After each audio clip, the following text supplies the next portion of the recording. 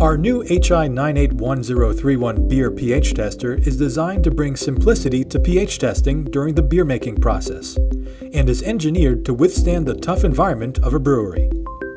The built-in probe features a titanium body, flat glass tip, and renewable cloth junction, making it ideal for measuring the pH of mash, wort, and beer during the brewing process. Your tester comes with a selectable auto-off feature, preserving battery life and giving you peace of mind in case the tester is accidentally left on. To select your preferred setting, press and hold the button for 6 seconds. Here, you can choose a shutoff time of 8 minutes, 60 minutes, or disable the feature. When finished, hold the button for 3 seconds to return to measurement mode. You are now ready to begin calibration.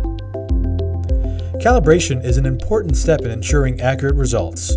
We recommend calibrating before each use. To calibrate your tester, press and hold the button for 3 seconds until cal appears on the screen. Rinse the electrode in deionized water and place the tester in your pH 7.01 buffer and wait for a stable reading. Once stable, the tester will automatically store the calibration and prompt you to use pH 4.01 buffer. Rinse the electrode again and place the tester in your pH 4.01 buffer.